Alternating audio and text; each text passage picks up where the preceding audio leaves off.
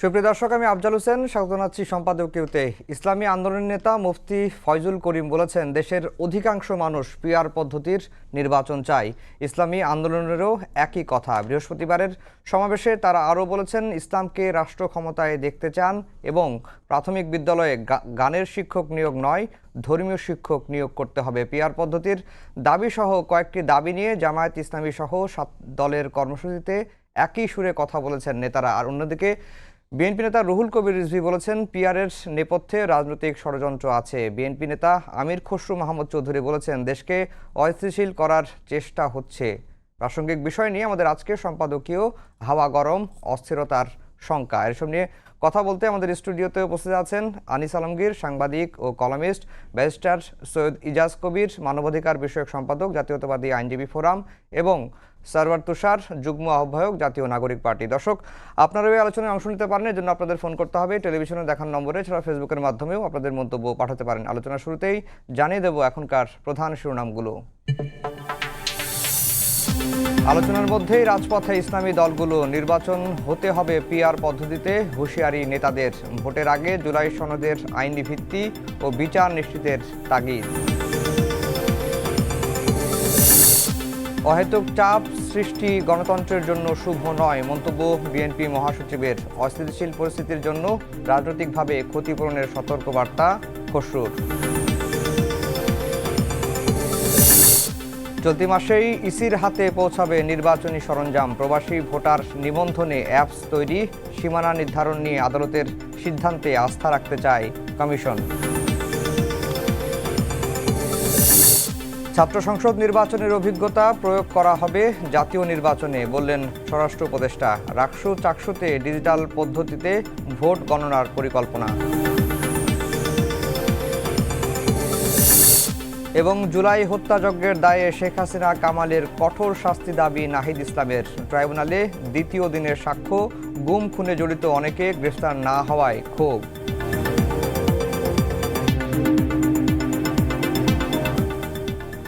দর্শক, শিরোনাম শুনছিলেন। আমরা আজকের আলোচনার বিষয় দিয়েছি হাওয়া গরম, অস্থিরতার শঙ্কা। হাওয়া গরম বলতে আমরা রাজনীতির হাওয়াকেই গরম বুঝিয়েছি।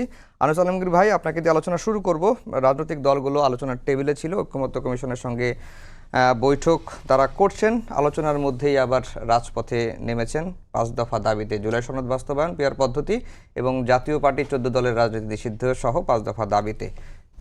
অনেকেই বলছেন যে রাজপথে হঠাৎ করে এই রাজনৈতিক দলগুলোর আন্দোলন, এতে আসলে রাজনীতিতে বিপর্যয়ের সংখ্যা বা অস্থিরতার সংখ্যা তৈরি হতে পারে। আপনার পর্যবেক্ষণ কি? রাজনীতি আসলে কোন দিকে যাচ্ছে? আপনি যেটা আশঙ্কা করছেন, আমি বিএনপি মহাসচিব মির্জা ফখরুল ইসলামের কণ্ঠ সেরকম দেখছি, যে আলোচনা যখন হচ্ছে সেটা আবার রাজপথে যাবে কেন?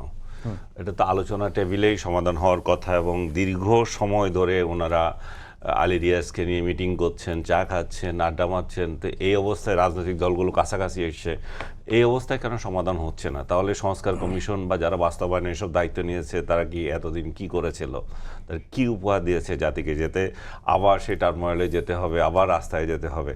এখন এটার জবাবও আমি আবার দেখলাম যে জামায়াতের মহাসচিব যিনি আছেন, ওনাকে মহাসচিব বলেন, সেক্রেটারি জেনারেল বলেন, তো উনিও দিয়েছেন যে আলোচনা টেবিলে সমাধান হচ্ছে না। আলোচনা টেবিলে যখন সমাধান না হয় তখন রাস্তায় যেতে হয়। ওনার বক্তব্য ঠিকই আছে, কিন্তু কোন জায়গায় ওনারা আটকে আছেন সেটা হচ্ছে জাতির কাছে প্রশ্ন। ওনারা পিআর পদ্ধতিতে ইলেকশন চান, খুব ভালো কথা। তো ওনাদের পিআর পদ্ধতির যে ইলেকশন চান সেটা, এবং সব দল, ওনারা যে বিএনপি বাদে আমার মনে হয় যে সবগুলোই অলমোস্ট চাচ্ছে পিআর পদ্ধতিতে। তো পিআর পদ্ধতি যদি কিভাবে নির্বাচন হবে, এটা কি জনগণের কোনো ম্যান্ডেট আছে? আপনারা কোন ক্ষমতা বলে চান যে সংবিধানে যেটা নাই সেটা দিয়ে আপনারা ইলেকশন করবেন এবং পিআর পদ্ধতিতে করবেন? আপনাদের ম্যান্ডেটটা কি? আপনারা কে নির্বাচিত? কেউ তো নির্বাচিত না। নির্বাচিত সংসদে নির্ধারণ করবে কি হবে না হবে। আপনারা একমত হন এটা নিয়ে যে আগামীতে যারা কিন্তু কিন্তু সংসদ গঠন করবে। জুলাই গণ অভ্যুত্থানই সবচেয়ে বড় ম্যান্ডেট বলা হচ্ছে। এটা আপনার কথার কথা। জুলাই অভ্যুত্থান যদি বড় ম্যান্ডেট হয়, ভোটের কি দরকার? বসে বসে ঠিক করে ফেলেন না কে খাবেন, কয় আসন পাবেন। এখানে নাই, আওয়ামী লীগ নাই, জাতীয় পার্টি নাই, এরা স্বৈরাচারের 214 দল নাই। আমরা আন্দোলন করেছি, আমরাই বসি। ছাত্রদের কিছু দেন, আপনারা কিছু বানিয়ে করেন, খান, তাতে তো কোনো সমস্যা নাই। কিন্তু আপনি পিয়ার পদ্ধতি যদি ভোট করতে চান, তাহলে এখানে আরো কোশ্চেন আছে যেটা সংবিধানে নাই, সেটা আপনি অন্তর্ভুক্ত করতে যাচ্ছেন। এই আন্দোলনটা কেন হয়েছিল? যে ভোটাধিকার নাই মানুষের। এই ভোটাধিকারের জন্য লড়াই করেছে, কেয়ারটেকার গভর্নমেন্টের জন্য লড়াই করেছে। তো এখন তো কেয়ারটেকার গভর্নমেন্টও দ্বার প্রান্তে চলে এসেছে, সংসদের কোর্টে এটা রায়ের পথে চলে এসেছে। হয়তো 2-1 দিনের মধ্যে বা এই মাসের মধ্যে এটা রায় চলে আসবে। তাহলে এর বদলে ডক্টর ইউনূসের সরকারের বদলে একটা কেয়ারটেকার গভর্নমেন্ট স্থাপন করেন আপনি। সেটা নিয়েও তো বিতর্ক আছে যে কেয়ারটেকার ব্যবস্থা আসলে সংবিধানের যে পদ্ধতিতে কেয়ারটেকার ব্যবস্থা আছে সেই পদ্ধতিতে এখন সম্ভব হবে না। তো সংবিধানে যখন নির্বাচন, যে আপনি যখন বলেন যে পিয়ার পদ্ধতি ছাড়া নির্বাচন হতে পারে না, তো পিয়ার পদ্ধতি সংবিধানে নাই, আপনি এটা চাচ্ছেন। আর এটা তো সংবিধানের অন্তর্ভুক্ত জিনিস, যেটাকে আদালত বাদ দিয়েছে। আর বাদ দিয়েছে বলে যে আপনি সেই প্রধান বিচারপতিকে দড়ি লাগায়া ঘুরাচ্ছেন, তাকে এরকম একটা শীর্ষস্থানীয় আদালতের ব্যক্তি তাকে যাচ্ছে তাই আপনি ট্রিটমেন্ট করছেন, এমনকি হত্যা মামলায় দিচ্ছেন। এটা তো মানুষ বুঝে, এই সমস্ত ভুয়া মামলা দিয়ে যেভাবে মানুষকে হেনস্থা করা হচ্ছে, সেই জায়গায় এরকম একটা জিনিস আবার সংসদে, এটার জন্য আপনার এত মায়া কান্না, তো সেই জিনিসটা তো আবার ইয়েতে আপনি ইন্ট্রোডিউস করেন, সমস্যা কি? আপনি পিয়ার পদ্ধতি যদি ইলেকশন হতে পারে, তাহলে ওইটাও হতে পারে। এটা তো আগে হয়ে যাচ্ছে আরও। সো আমি মনে করি যে তারা যে এই সমস্ত উদ্ভট দাবিগুলো নিয়ে আসছে, তারা যেভাবে আওয়ামী লীগ এবং জাতীয় পার্টিকে নিষিদ্ধ করার কথা বলছে, বিএনপি এখানে বড় চালাকি একটা অভিনয় করে। বিএনপি শুরু থেকে বলছিল যে আমরা চাই না কোনো রাজনৈতিক দলকে করা হোক, নিষিদ্ধ করা হোক। তারপরে যখন এনসিপি দাবি করলো, এটা যখন সফল হয়ে গেল, আওয়ামী লীগকে আপনার এটা কি বলে, নিষিদ্ধ তো না, কার্যক্রম নিষিদ্ধ করলো, তখন আবার ক্রেডিট নিচ্ছে আমরাই কিন্তু আগে দাবি করেছিলাম। সে এখনো একই অবস্থা। এখন যখন জাতীয় পার্টিকে নিষিদ্ধ করার প্রস্তাব আসছে, তখন বলছেন আমরা জাতীয় পার্টিকে নিষিদ্ধ করতে চাই না। কেন চান না? কারণ হচ্ছে যে আপনারা জাতীয় পার্টিকে সংসদে বিরোধী আসলে দেখতে চান, আপনারা জামাতকে চান না। জামাত স্বাভাবিকভাবে গোসা করবে যে ভাই আমরা তো একসাথে আন্দোলন করেছিলাম, তোমরা শুধু একা একা খাবে, আমাদেরকে তো খাওয়াতে দিতে হয়। সো আপনারা মিলেমিশে খান, আপনারা এই দলের দেবেন না, এই দলের দেবেন না, মিলেমিশে এটা ঠিক করেন। আমরা যেটা চাই, আমরা চাই অবিলম্বে একটা নির্বাচন। আমরা চাই জাতি যে এখন ক্রান্তিকাল অতিক্রম করছে, সারা দেশে যে স্থবিরতা, যে পুলিশ কাজ করে না, আর্মি কাজ করে না, কেউ কিছু করে না, অফিস আদালতে যান কোনো কাজ হচ্ছে না, সন্ত্রাসীরা সারা দেশে সন্ত্রাস করছে, বিএনপি নেতাদের সাথে ওসিরা গলায় গলায় বসে বসে এই চাঁদাবাজিতে সহযোগিতা করছে, আর্মি হেডকোয়ার্টারে বসে আছে, উপজেলা হেডকোয়ার্টারে, সেখানে যা শোপিস হিসাবে আছে। যে এরকম রাষ্ট্র যখন একটা চলছে, যে স্থবিরতা চলছে, সেই স্থবিরতাকে অতিক্রম করতে হলে একটা নির্বাচিত সরকার আমাদের জরুরি। সেটা কিভাবে হবে আমরা জানি না, আমরা একটা নির্বাচনের মাধ্যমে সরকার পরিবর্তন চাই। জি, এজাজ কবির ভাই, এই যে নির্বাচনের আগে জুলাই জাতীয় সনদ বাস্তবায়ন বা এই সনদের অধীনে নির্বাচনের দাবি করে আসছেন সবাই, বিএনপি বাদ দিলে বা অধিকাংশ দলই বলা চলে যে নির্বাচনের আগেই জুলাই জাতীয় সনদ বাস্তবায়ন চাচ্ছেন এবং জুলাই জাতীয় সনদকে একটি আইনি ভিত্তি যাচ্ছেন, কিন্তু বিএনপি সবসময় তার অবস্থানে রিজিড কেন? ধন্যবাদ আপনাকে এবং আমার সহ আলোচকদেরকেও ধন্যবাদ এবং দর্শক শ্রোতাদেরকে শুভেচ্ছা। না, বিএনপিকে আপনি কোন জায়গায় অনড়টা দেখছেন? মানে রিফর্মের মেজরিটি রিফর্মে বিএনপি হ্যাজ এগ্রিড। বিএনপি যে জায়গায় অনড়, সে জায়গায় বিএনপি বিশ্বাস করে যে ওই জায়গায় ওইটা তার রাজনীতি না এবং ওটাই সে ওইভাবেই যাবে, এবং সে যদি ম্যান্ডেট পায়, ইলেকশনে যদি সরকার গঠন করতে পারে, তাহলে সে ওভাবেই ইশতেহার হবে, ওভাবেই তার পরিচালনা হবে। এখানে এটার একটা ভালো দিক হচ্ছে, এখানে খারাপ দিক পাওয়ার কিছু নেই। এখানে ভালো দিকটা হচ্ছে যে অ্যাটলিস্ট যতগুলি দল ঐক্যমত কমিশনে বসে কথা বলছে, এগ্রি ডিসএগ্রি যেটাই করুক, এটা তো আমরা নিশ্চিতভাবে বলতে পারি যে প্রত্যেকেই is affirming and confirming that they will do it, they are dedicated to it, তারা করবে। যে ক্ষেত্রে কিন্তু আপনি বলতে পারেন যে না, আমি এটাতে রাজি না, আমি এটা আমি এটা পারবো না, আমি এটা করব না, বাট অন্যগুলি আমি করব বা রাজি আছি। তো সবগুলিতে যদি এখন জুলাই সনদে যদি আমি এখন বলি যে না, এখন কথায় যদি বলি যে না বললাম হ্যাঁ করলাম, তারপরে ক্ষমতায় গিয়ে যে দল যদি না করে, সেরকম কিন্তু ব্যাপারটা ঐকমত্য কমিশনে দেখা যাচ্ছে না, কারণ সবাই জিনিসটাকে has taken it so seriously, এবং আমার কাছে মনে হচ্ছে they all are committed to it. So ওইখানে বিএনপির অনর বা এটা নিয়ে প্রশ্ন তোলার কিছু নেই, বিএনপির নিজস্ব পলিসি আছে। এখন যেখানে না, আপনারা বলছেন যে এটি জনগণ যদি বিএনপিকে ম্যান্ডেট দেয় তাহলে বিএনপি সেটা করবে পার্লামেন্টে, তো আগে করলে সমস্যা কি? মানে আগে আপনি কিভাবে করবেন? That is the question. I mean, আপনাকে কিছু ধারাবাহিকতা বুঝতে হবে। বিশেষ সাংবিধানিক আদেশে জামাত না, বলছে, আপনাকে কিছু ধারাবাহিকতা বুঝতে হবে। আবার এনসিপি বলছে গণপরিষদের মাধ্যমে। হ্যাঁ, এখানে বললাম যে এখানে কিছু ধারাবাহিকতা বুঝতে হবে। সেই ধারাবাহিকতাটা কি? সংবিধান একটা ছিল, যেরকমই ছিল এখনও আছে। একটা গণ অভ্যুত্থানের মাঝখানে 300 এমপি নাই হয়ে গেছে, ইনক্লুডিং বাইতুল মুকাররমের মসজিদের ইমাম সহ। তা এখন সরকার কে চালাবে? আপনারা কি এখন বিপ্লবী সরকার গঠন করবেন? বিপ্লবী সরকার কে গঠন করবে? জামাত একটা করবে, এনসিপি একটা করবে, বিএনপি একটা করবে, আওয়ামী লীগ প্রবাসী থেকে একটা করবে, জাতীয় পার্টি আর একটা করবে। তাই করতে চান? সেটা কি সম্ভব? আমার মনে হয় না। তো সেই ক্ষেত্রে আপনার কি করা উচিত? এখানে একটা ভ্যাকিউম তৈরি হয়েছে। সো আমাদের লিগ্যাল টার্মিনোলজিতে একটা কথা আপনারা প্রায় শুনে থাকেন, ডক্ট্রিন অফ নেসেসিটি, বাট আরও একটা কথা আছে কিন্তু, ঠিক আছে? সেটা হচ্ছে গিয়ে ল অ্যাভর্স ভ্যাকিউম। আমরা যখন জুরিসপ্রুডেন্স পড়েছি আমরা জানি যে লতে কোনো ভ্যাকিউম থাকতে পারবে না। It has to be simultaneously spider ওয়েবের মতো, মাকড়সার জালের মতো একটার সঙ্গে আরেকটা জড়িত থাকতে হবে।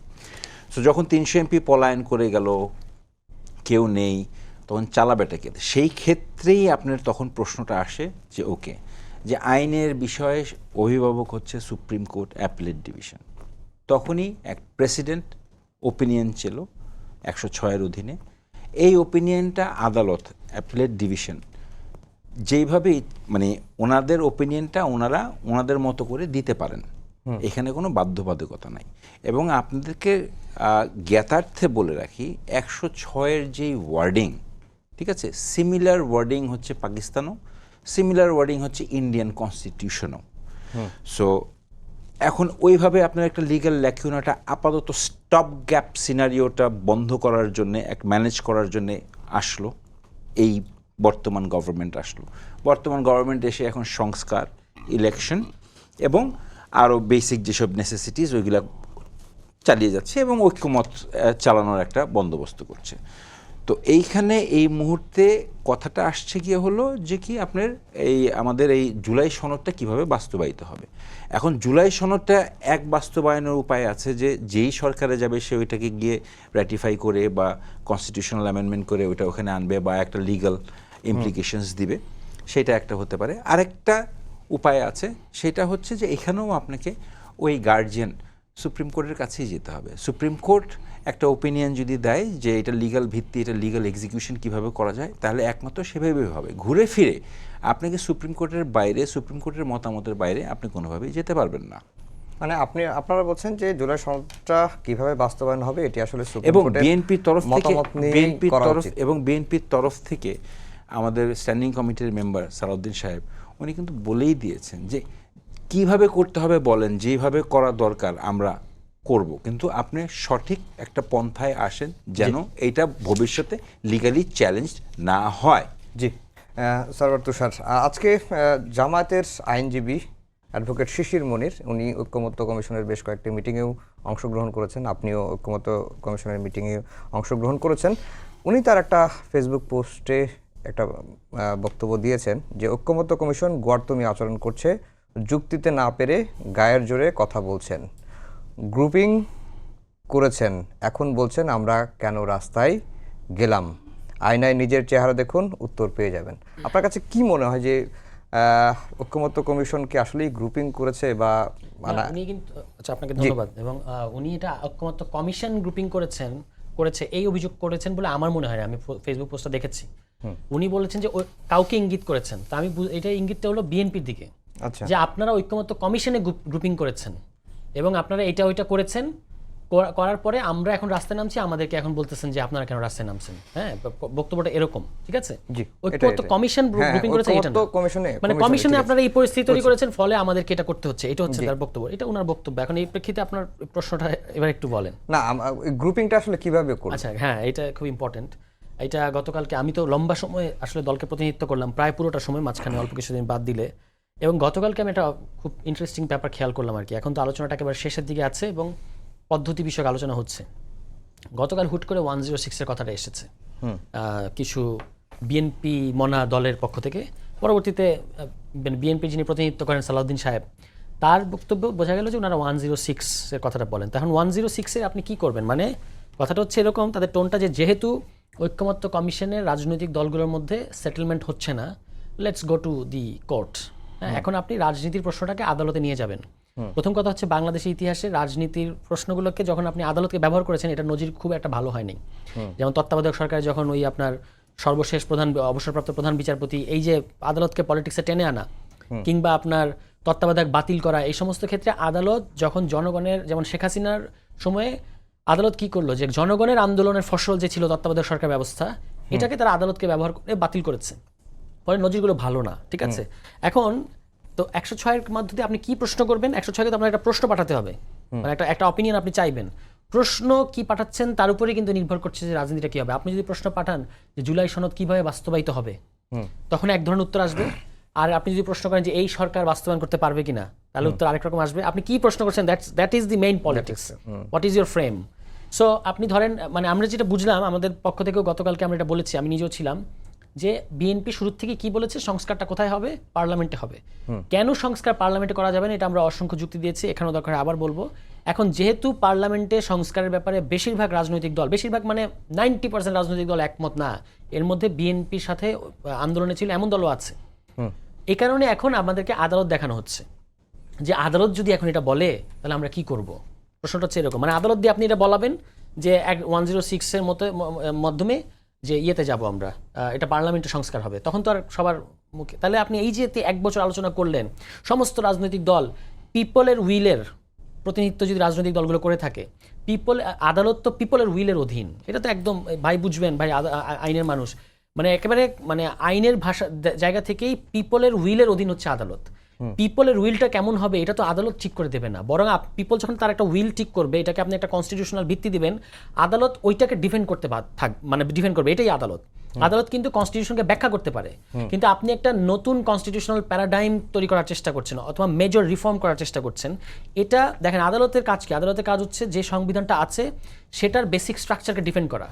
যখন যখন আদালত বিভিন্ন সংশোধনীকে অসাংবিধানিক বলে, কোন যুক্তিতে বলে? এই যুক্তিতে বলে যে তোমার এই সংশোধনীটা unconstitutional because it has violated our basic structure বা কনস্টিটিউশনাল বেসিক স্ট্রাকচার। এখন আমরা যেগুলো নিয়ে কথা বলছি কমিশনে, যেমন আপার হাউস হবে, যেমন আপনার ধরেন ওই কি বলে হাইকোর্টে বিকেন্দ্রীকরণ হবে, যেমন আপনার তত্ত্বাবধায়ক সরকারের নিউ ফর্মুলা কিংবা মূলনীতি পরিবর্তন, এগুলো কি আমার এই সংবিধানের বেসিক স্ট্রাকচারের মধ্যে আছে, নাকি এগুলো ভায়োলেট করে বেসিক স্ট্রাকচারকে? তো যখনই আপনি বেসিক স্ট্রাকচারকে ভায়োলেট করছেন, তখন আপনি সেটার ব্যাপারে এই কনস্টিটিউশনের অধীনে গঠিত আদালত কিভাবে সেটার ব্যাপারে রায় দেবে? তার তো কাজই হচ্ছে এই সংবিধানের বেসিক স্ট্রাকচারকে মানে প্রোটেক্ট করা। সেকেন্ড প্রশ্ন হচ্ছে, আরও একটা কারণে আপনি সংশোধনীটা পার্লামেন্টে করতে পারবেন না। 8ম সংশোধনীর নজিরটা নিশ্চয়ই ভাইয়ের মনে আছে, যে ওইটা ছিল এরশাদ হাইকোর্টে বিকেন্দ্রীকরণ করলেন এবং তখন আদালত বললেন যে এটা অসাংবিধানিক, because our state is a unitary state, সুতরাং আপনি এটা করতে পারবেন না, এবং এটা অসাংবিধানিক বলল। তো সেই সংবিধানের অধীনেই তো এখনো পর্যন্ত চলছে। সেই সংবিধানের অধীনেই যদি আপনি সংসদ গঠন করেন, সেখানে যেটার ইতিমধ্যেই প্রেসিডেন্স আছে, যেটাকে অসাংবিধানিক বলা হয়েছিল, আপনি সেই একই সংবিধানের অধীনে গঠিত সংসদে কিভাবে ওই একই, কারণ এখন কিন্তু এই ইয়েটা আছে, হাইকোর্টে বিকেন্দ্রীকরণ করতে হবে, এটা বিএনপিও চায়, আমরাও চাই, সবাই চায়। সো আপনার তো প্রেসিডেন্স আছে যেটা অলরেডি একবার অসাংবিধানিক বলা হয়েছে। সো আনলেস ইউ মানে চেঞ্জ দি বেসিক স্ট্রাকচার, কিভাবে আপনি একই বেসিক স্ট্রাকচারের অধীনে গঠিত সংসদের মধ্যে এটা করবেন? আপনি করতে পারবেন না। এই কারণে বেসিক স্ট্রাকচার পরিবর্তন করার এখতিয়ার আছে এমন কোনো ফোরামে আপনার যেতে হবে। এই ফোরামটাই হচ্ছে গণপরিষদ। সংসদ কিন্তু সবসময়, কারণ আদারওয়াইজ আপনি এটা এখন করবেন, পুরো জুলাই সনদ সহ পুরো গণ অভ্যুত্থানকে ধরেন এটা একটা ভালো উদাহরণ হচ্ছে জিয়াউর রহমান সাহেব খুব ভালো 5ম সংশোধনী করলেন 75 থেকে 79 সাল পর্যন্ত, পরে এটা 5ম সংশোধনীর মধ্য দিয়ে বৈধতা দিলেন। আজকে 5ম সংশোধনীর স্ট্যাটাস কি? অবৈধ। কে অবৈধ করে গেছে? আওয়ামী লীগ করে গেছে। মানে আপনি সংশোধনীর এটাই কিন্তু সমস্যা, ওয়েন ইউ হ্যাভ 2/3, আপনার যখন 2/3 আছে, আপনি এটা যে কোনো সময় এসে, কারণ আপনাকে এটা অ্যালাউ করে মানে বিদ্যমান অ্যারেঞ্জমেন্ট, আপনি তখন এটা বদলাই দিবেন। এত ভালো একটা সংশোধনী, পঞ্চম সংশোধনী, এটাকে কিন্তু আওয়ামী লীগ বাতিল করে দিয়েছে। এখনো পর্যন্ত এটা মানে বাতিল অবস্থায় আছে। যখন আবার বিএনপি ক্ষমতা আসবে, তারা এটাকে আবার রিভাইভ করবে। তো এই যে র্যাট রেস, একবার বাতিল করা আরেকবার উঠায় দেওয়া, আমরা বলেছি যে এইটার করার, এটা থেকে বেরোতে গেলে জুলাই সনদে যে সমস্ত প্রস্তাব এসছে, সেটা হচ্ছে এটা থেকে কি আসলে মানে চিরস্থায়ীভাবে বের হওয়া কি না, সম্ভব? চিরস্থায়ীভাবে বেরোনো যাবে না। আপনি একটা you are creating a new basic structure, ঠিক আছে? এটা করার পরে যে সংবিধানের অধীনে নতুন ধরনের আমরা একটা ফরমেশন পাবো, তার অধীনে আপনি কিন্তু বলে দিচ্ছেন কীভাবে সংবিধান সংশোধন করা যাবে। সেখানে বলা হচ্ছে যে লোয়ার হাউসে 2/3 লাগবে, আপার হাউসে সিম্পল মেজরিটি লাগবে এবং গণভোট লাগবে যদি আপনি বেসিক স্ট্রাকচার। এটা একটা ওয়েলকাম চেঞ্জ। কিন্তু বিএনপির আরেকটা যুক্তি হচ্ছে যে, আমি যতটুকু দেখলাম যে 106 অনুযায়ী যেহেতু এই সরকার গঠিত হয়েছে, আচ্ছা ভাই, তখন তো আদালতের আপনি আরো ভালো জানেন, আপনি এগুলো কভার করেছেন এবং ফলো করেছেন আমার চেয়ে বেশি নিবিড়ভাবে। 106 এর হিয়ারিংটা কোথায় হয়েছে? আচ্ছা, এটা 106 এর হিয়ারিংটা কোথায় হয়েছে? মিসকনসেপশন। ওকে, আপনি ভুল ভাঙাই। না, যদি 106 এর ওপিনিয়ন নিয়েই যদি আপনাদের মানে সন্দেহ সংশয় থাকে, তাহলে তো এই সরকারই তো থাকে।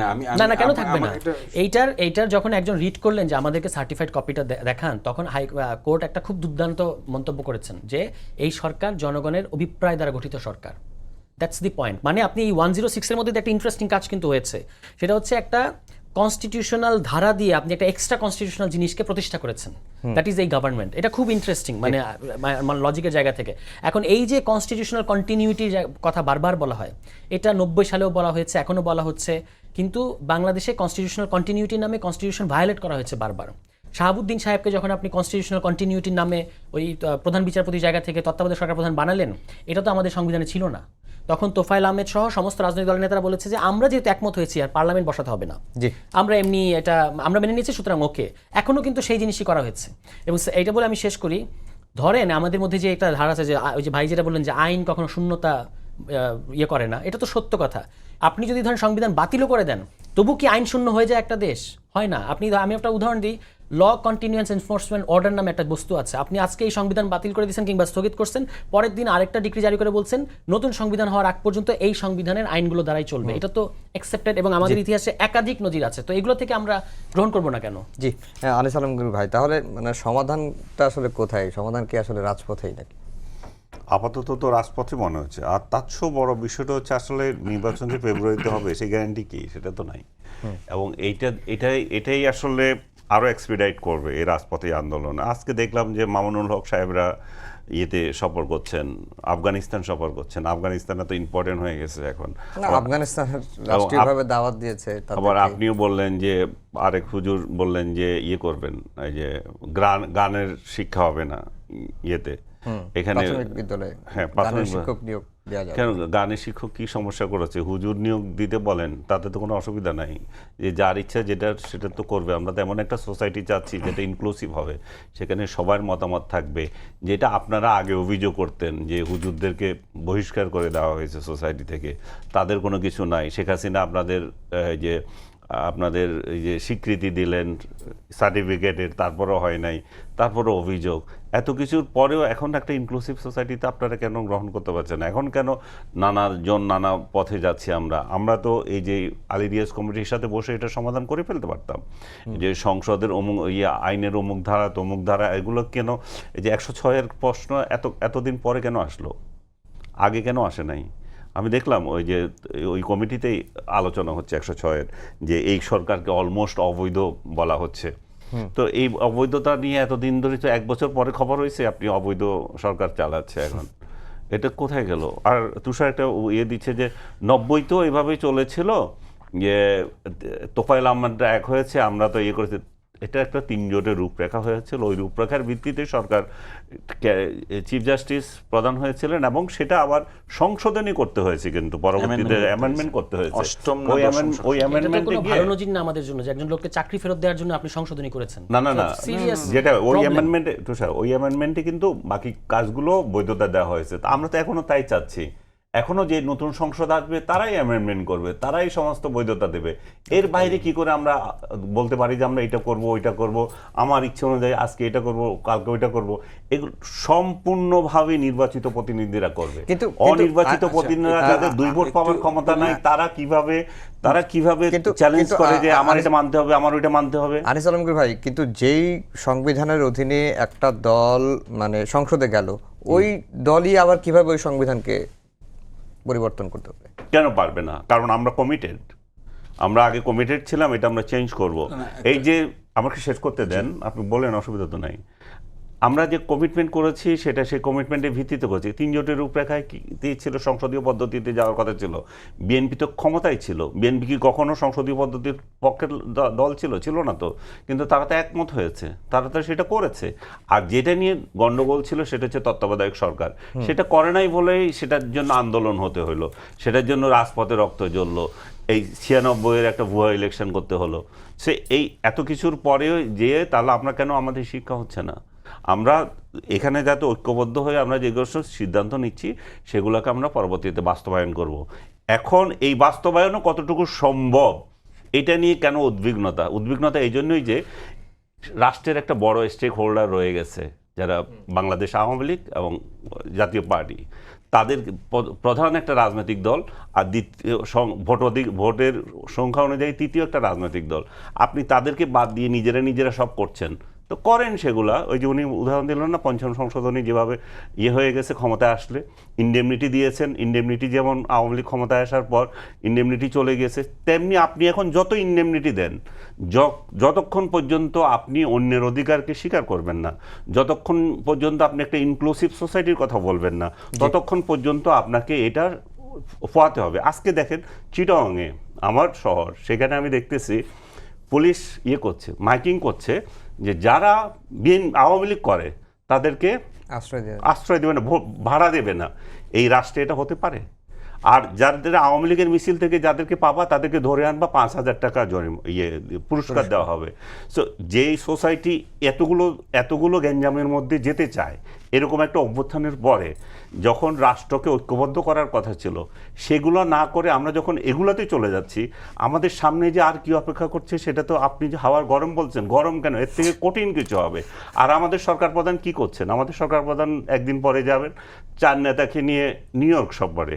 সেখানে নিউ ইয়র্ক সফর এত কি ইম্পর্টেন্ট হয়ে গেছে আমার রাষ্ট্র থেকে, জাতিসংঘ সাধারণ পরিষদ একটা টক শো, এখানে যায় বাকওয়াজ বক্তৃতা ছাড়া তো কিছু হয় না। এই বাকওয়াজ বক্তৃতাতে আপনি 3 দলের 3 নেতাকে নিয়ে যাচ্ছেন, প্রধান 3, এগুলো তো একটা ঘোষ। জি, এজাজ কবির ভাই, আপনারা যেহেতু সরওয়ার তুষার বললেন যে 106 এর রেফারেন্ডাম নিয়ে যে সরকারটা গঠন করা হয়েছে সেটি নিয়েও একটা প্রশ্ন রয়েছে, আবার আপনারা রাজনৈতিক ইস্যুটাকে আবার আদালতের দিকে ঠেলে দেওয়ার চেষ্টা করছেন। দেখেন, আমার মনে হয় ইটস এ মিসকনসেপশন, ভুল বুঝাবুঝি হচ্ছে, হয়তোবা বুঝতে পারছেন না the necessity of the present constitution, the criticality of the present situation. এই ক্ষেত্রে এই ধরনের আন্দোলন বা এই ধরনের কনফিউশনে বা এই ধরনের তর্ক বিতর্কে যদি আমরা জড়াই, তাহলে আমার সবার কাছে প্রশ্ন থাকবে যে এই ঝামেলার কে হবে, বেনিফিশিয়ারি কে হবে। এটা আগে ওনাদেরকে নিজের প্রশ্ন করতে হবে, নাম্বার 1। নাম্বার 2, ওনারা কনস্টিটিউশনের কথা যেটা বলছেন, আগে ছুঁড়ে ফেলা দেওয়া হয়েছে, এই করা হয়েছে, যে না, কনস্টিটিউশনে আগে অ্যামেন্ডমেন্ট করা হয়েছে, কনস্টিটিউশন অ্যামেন্ডমেন্টের অধীনেই চলে, অ্যামেন্ডমেন্ট করেই হবে। সো সেই ক্ষেত্রে ভবিষ্যতে যেটা হবে অ্যামেন্ডমেন্ট হয়েই হবে। আর 106-এর কথা এখন রিসেন্টলি আমি যেটা দেখলাম যে রিসেন্টলি কথা উঠেছে, আমাদের সুপ্রিম কোর্টের লয়ার শিশির মনির সাহেব এই কথাটা তুলেছেন। তো উনি যখন এই কথাটা বলছিলেন, আমি একটু মনে মনে হাসছিলামই যে উনি যদি 106 নিয়ে বিতর্ক করেনি, তাহলে তো সর্বপ্রথম তো লুজার তো ওনারাই। তো ওনারা যদি এই সরকারের বৈধতা চ্যালেঞ্জ করেন, তাহলে তো ওনাদের নিষিদ্ধ এখনও ওনাদের উপরেই আছে, আওয়ামী লীগ তো বহাল। তো ওনারা 106 চ্যালেঞ্জ করেন কিভাবে, কোন ভিত্তিতে, কোন বুদ্ধিতে, কোন বুদ্ধিতে ওনারা 106 চ্যালেঞ্জ করেন, এই গভর্নমেন্টকে চ্যালেঞ্জ করেন, এই গভর্নমেন্টের অ্যাকশনকে চ্যালেঞ্জ করেন? তাহলে তো আপনার গণ অভ্যুত্থানকে চ্যালেঞ্জ করা হয়, নিজের উপরে ওনারা নিজেরা লিগ্যাল বারটা নিয়ে আসে যে ওনার উপরে যে ইয়েটা ছিল, বাধা ছিল। তো ওনারা চাচ্ছেটা কি আসলে, এটাই বোঝা বড় মুশকিল হয়ে গেছে এখন। জুলাই সনদ এটা রাজনীতিকরণ করা হচ্ছে না। আমি যতটুকু বুঝি মানে it is আমি about the- রাজনীতিকরণ না, না, রাজনৈতিক it is- বিষয়টাকে না না না আপনার না, আদালতের দিকে না, ঠেলে না, দিচ্ছে। না, রাজনৈতিক বিষয়টাকে পাঠানো হচ্ছে, জুলাই সনদটাকে আদালতে পাঠানো হচ্ছে না। জুলাই সনদটাকে কিভাবে একটা লিগ্যাল ফ্রেমওয়ার্ক দেওয়া যায় সেইটার জন্য আদালতের মতামত চাওয়া হচ্ছে। লিগ্যাল ফ্রেমওয়ার্ক দেওয়ার জন্য, জুলাই সনদ লেখার জন্য আদালতে পাঠানো হচ্ছে না। সেটার লিগ্যাল 106 কি লিগ্যালি বাইন্ডিং ভাই? 106 হচ্ছে is an opinion It is an opinion. to the president Yes. and on the basis of doctrine of president and when there should not be any vacuum in the law, ঠিক আছে, আপনাকে তখন এটা মেনে নিতেই হবে। আপনি না মেনে কি করবেন? আপনি what will you do? Binding precedent বলতে আমরা কি বুঝি? হাইকোর্টের অর্ডার কি আরেক হাইকোর্টের উপরে বাইন্ডিং? তাহলে আপনি হাইকোর্টের অর্ডার নিয়ে এসে মনে করতেছেন সব আরেক হাইকোর্ট ওই অর্ডার নাও মানতে পারে। Only binding is appellate division's decisions, which is binding on the High Court and binding as a law of the country, right? কিন্তু এইখানে সেটাও বলা হচ্ছে না যে it is a decision. এটা বলা হচ্ছে যে president will seek an opinion when there is a vacuum in the law, and the appellate division will provide the opinion in no matter what it is the appellate division's jurisdiction how they will provide it. শুনানি করে দিতে হবে, এখানে বিচার করতে বসা হয় নাই যে ওপেন বিচার করতে হবে। আপনি একটা মতামত চেয়েছেন, আপনার লয়ার আপনাকে একটা মতামত দিয়েছে, কি ভিত্তিতে দিয়েছে সবাইকে শোনায় দিতে হবে এমন কোনো নজির কোথাও নাই ইহ জগতে। এবং এই কনস্টিটিউশনের 106 না, যে 106 ভাষা এর শুনানির কথা আছে আর কি, হ্যাঁ, সম্ভবত। ভাষা যে কোথায় আছে 106 এ 106 এর শুনানির কথা বলে না। শুনানির It is কথা, স্পষ্টভাবে আছে। absolutely স্পষ্টভাবে আছে। absolutely jurisdiction of the appellate division ওনারা কিভাবে দিবেন। এখন এইটা এন্টায়ার বিষয়টাকে পলিটিসাইজ করা হচ্ছে আমার মতে। একটা ওই যে আপনি যেটা বললেন হাওয়া গরম করে আপনার অস্থিরতার সংখ্যা যেটা আসতেছে, এখন এই অস্থিরতার সংখ্যাটা যদি আসে, এখানে আবার একই প্রশ্ন, এইখানে বেনিফিশিয়ারিটা কে হবে? এখন দেখেন পিআর সিস্টেম নিয়ে কথা উঠছে, কারা পিআর সিস্টেম নিয়ে কথা বলছে? একটা বিশাল স্টেক হোল্ডার আওয়ামী লীগ তো বাইরে, ঠিক আছে না? এখন লার্জে সবার চক্ষুশূল হচ্ছে এখন বিএনপি, কারণ বিএনপি এখন একটা বিশাল বড় স্টেক হোল্ডার আছে। এখন অন্য যারা পিআর পদ্ধতি চাচ্ছেন ওনারা কোন হিসাবে বলছেন যে জনগণ চায়? জনগণ ওনাদেরকে কী হিসাবে দিয়েছে, দায়িত্ব দিয়েছে? ওনার কি অতীতের কোনো এক্সপিরিয়েন্স আছে যে ওনাদের পক্ষে জনগণ ছিলেন? গণ অভ্যুত্থান একটা হয়েছে, সেটা সবার কারণেই হয়েছে, শুধু একা ওনার কারণে, আমার কারণে বা ভাইয়ের কারণে না। সো সেই ক্ষেত্রে আপনি যে বারবার বলছেন পিআর সিস্টেম আছে, নেপালে কি হয়েছে? 17 না 18 বছর সরকারের 18 বছরে 17 বা 18 বছরের মধ্যে 12 বার না 13 বার সরকার চেঞ্জ হয়েছে, অথবা ওলট হবে আমার যদি ভুল না হয়, 12 বা 13 বছরে 17 বার না 18 বার গভর্নমেন্ট চেঞ্জ হয়েছে, বেসড অন হোয়াট? পিআর। এখন আপনি কথাটা আপনি ভূ রাজনৈতিক ক্যালকুলেশন করেন না। আমি অতীতে দেখি নেই আমার সভারেন্টির উপরে কীভাবে ইন্টারফারেন্স হয়েছে, পিআর দিয়ে আপনি কীভাবে এটা সামাল দিবেন? এখন এই পিআর এনে এই অস্থিতিশীল একটা হ্যাঙ্গিং গভর্নমেন্ট এনে আপনি কার বেনিফিট দেখছেন? নিজের দেশের বেনিফিট দেখছেন না নিজের বেনিফিট দেখছেন যে আপনি সংসদে গিয়ে বসবেন আর প্লট নেবেন? কি চাচ্ছেনটা কি? এটা তো হয় না। আর আমাদের দেশের প্রেক্ষাপটে, ভূ রাজনৈতিক প্রেক্ষাপটে এবং আমাদের ডেল্টাইক পজিশনে, যেখানে একদিকে ভারত, অন্যদিকে চায়না, আরেকদিকে বার্মা, এবং এই জিওপলিটিক্যাল টার্বুলেন্সের মধ্যে পিআর পদ্ধতি কোনোভাবেই আমাদের দেশের জন্য না, এবং এইটা আমাদের সার্বভৌমত্বের জন্য ক্ষতি বয়ে নিয়ে আসবে, because you'll be in a hanging government. আর আপনারা যারা পিআর চাচ্ছেন, কারা চাচ্ছেন পিআর? কোনোদিন সরকারে বসেছিলেন? কেউ তো সরকারে বসেন নাই। কোনোদিন জনগণের ভোটে পার্লামেন্টে আসছেন? কোনোদিন তো আসেন নাই। আচ্ছা, এবার আসেন দলের নিষিদ্ধকরণ। বিএনপি একটা বহুদলীয় গণতান্ত্রিক দল, বিএনপি কোনো সময় বলে নাই যে আওয়ামী লীগ নিষিদ্ধ চাই। হ্যাঁ, একটা যেটা হয়েছে এনসিপি প্রেশার দেওয়ার পরে, এটা একটা মবক্রেসির মতোই, এনসিপি প্রেশার দেওয়ার পরে এবং অন্যান্য দল প্রেশার দেওয়ার পরে কি হয়েছে? আওয়ামী লীগের কার্যক্রম নিষিদ্ধ হয়েছে, আওয়ামী লীগকে নিষিদ্ধ করা হয়নি। এখন চাচ্ছেন জাতীয় পার্টিকে নিষিদ্ধ করতে। এখন যদি পলিটিক্যালি চিন্তা করি, কারা চাচ্ছে জাতীয় পার্টি নিষিদ্ধ? Who will be beneficiary of it? এটা একটা চিন্তা করতে হবে, এটা জনগণকেও চিন্তা করতে হবে। বুঝলাম জাতীয় পার্টি দোসর, এখন জাতীয় পার্টিকে যদি জনগণ দোসর ভাবে, আওয়ামী লীগের জনগণ দোসর ভাবে, তা জাসদ হয়ে যাবে ইলেকশন করতে চায়। কিন্তু আপনি এখন পিআর পদ্ধতি চাচ্ছেন, জাতীয় পার্টির নিষিদ্ধ চাচ্ছেন, এগুলো তো একটা পলিটিক্যাল অ্যাঙ্গেল আছে রে ভাই। জি। খালি গণ অভ্যুত্থানের কথা বলে জনগণের উপর দায় চাপিয়ে, ছাত্রদের শহীদদের উপরে দায় চাপিয়ে দিয়ে আপনি আপনার রাজনীতি চালাই যাবেন আর দেশের সার্বভৌমত্ব নিয়ে খেলবেন, এটা হবে না। এটা কোনো ক্রমে এটা হতে দেওয়া যাবে জি না। সারওয়ার তুষার, আজকে গণমাধ্যমের একটা খবর ছিল যে জাতীয় নাগরিক পার্টি এবং গণ অধিকার পরিষদ একত্রিত হচ্ছে। যদিও গণ অধিকার পরিষদের একজন নেতা বলেছেন যে এই সব বিষয় নিয়ে আসলে আনুষ্ঠানিকভাবে কোনো আলোচনা হয়নি এখন পর্যন্ত। এ ধরনের কোনো ইচ্ছা বা এ ধরনের কোনো আলোচনা বা সামনের দিকে এগোবে কিনা আপনার কাছে কি মনে হয়? জি, এটা উত্তর দিচ্ছি। তার আগে একটু বলি যে 106-কে চ্যালেঞ্জ করলে গণ অভ্যুত্থানকে চ্যালেঞ্জ করা হয়, এটা খুবই উইয়ার্ড আইডিয়া।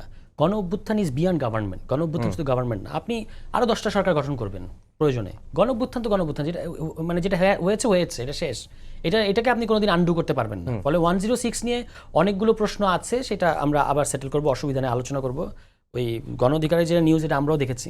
এটা তো অনেক ধরনের গুঞ্জন তো থাকে, কখনো আমাদেরকে জামাতের দিকে ঠেলে দেয়, কখনো বিএনপির দিকে ঠেলে দেয় কেউ। এখন এটা আমরা কমিশনের বিভিন্ন ইস্যুতে আমাদের তো বিভিন্ন জনের সাথে বসতে হয়, এবং আমরা ধরেন বিএনপি কেন্দ্রিক একটা ব্লক আছে, জামাত এবং ইসলামপন্থীরা একটা আলাদা ব্লক করার চেষ্টা করছে। আমাদেরও চেষ্টা আছে যে মধ্যমপন্থী, ডেমোক্রেটিক এবং বাংলাদেশপন্থী বিভিন্ন রাজনৈতিক দলকে একসাথে করার একটা, এটা তো নাথিং রং উইথ ইট।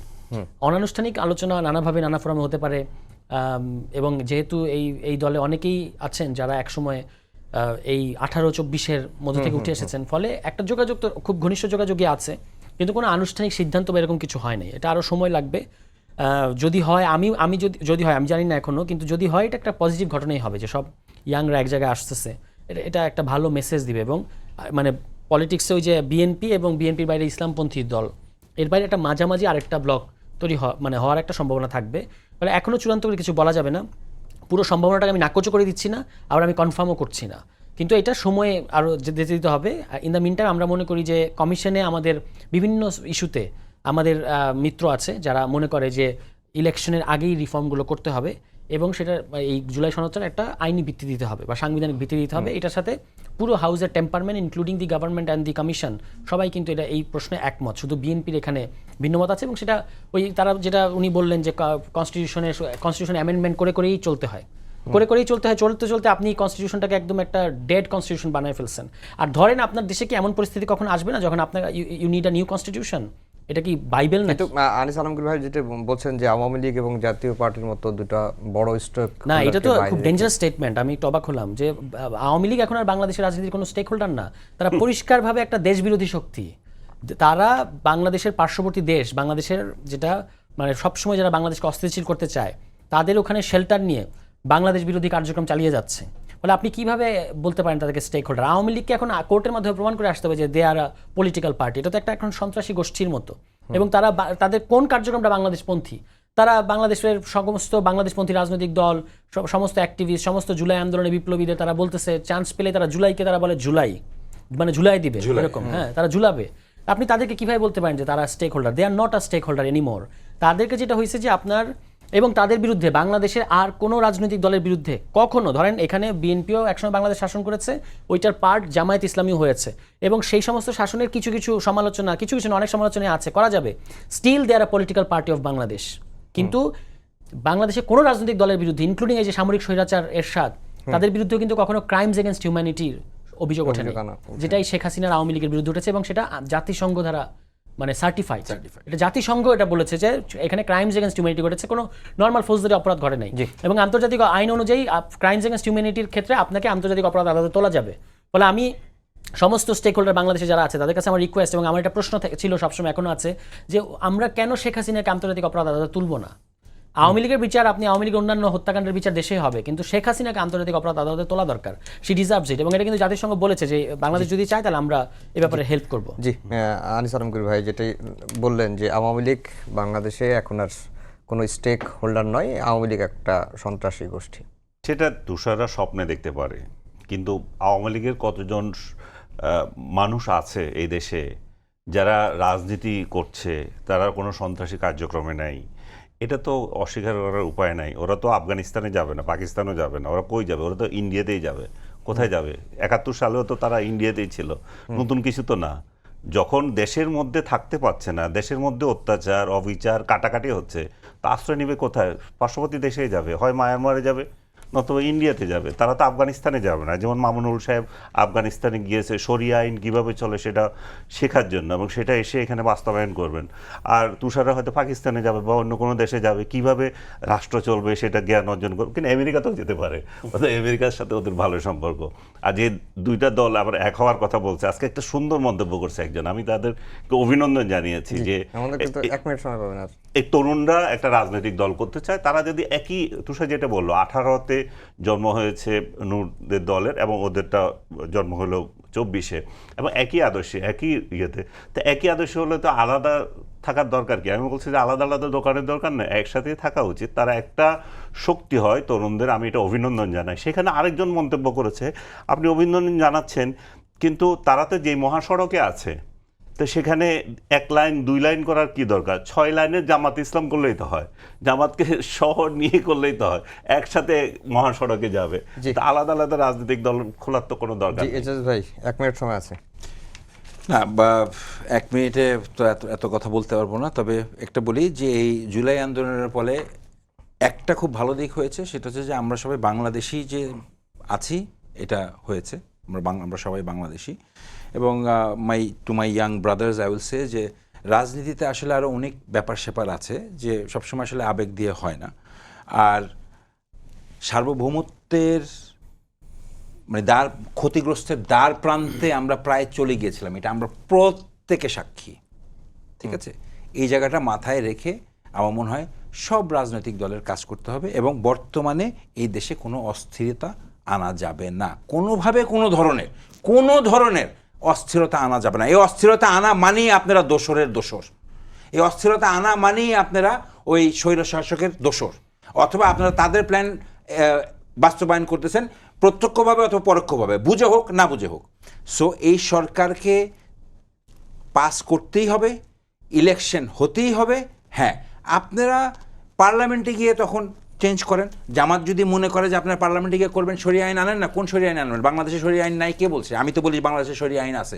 বাংলাদেশে সরিয়া আইনের চেয়ে আরও বেশি আছে, সবার জন্য আইন আছে, হিন্দুদের জন্য আইন আছে, মুসলমানদের জন্য আইন আছে। হয়তো জনগণের ভোটে আপনারা ক্ষমতায় যাবেন না, বলে এই কথাটা বলছেন। শুনেন, প্রবলেমটা হচ্ছে এইখানেই অ্যাজাম্পশনটা করে নিয়ে সবাই বিএনপির দিকে তীর ছুটছে।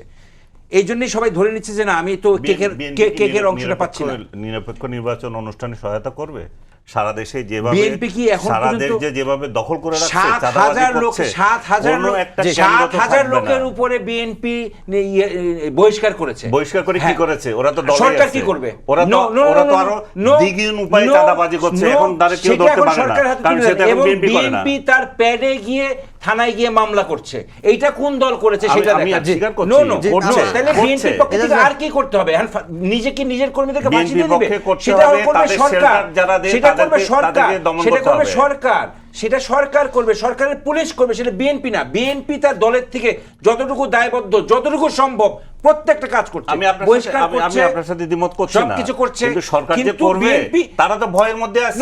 সেটা সরকারের ব্যাপার। এই জন্য তো বলছি আর ঝামেলা করেন না, আপনারা আর পিআর নিয়ে আন্দোলন করেন না, ইলেকশনের জন্য আসেন, তারপরে দেখেন কি হয়। তারপরে যদি বিএনপি খারাপ করে, বিএনপি আবার বিন্যাস হয়ে যাবে। জি জি জি, সেই জায়গাটাতে তো আসতে দিচ্ছে না। তার আগে আমাদের দখল করবে, আমাদের সময় একেবারে শেষ।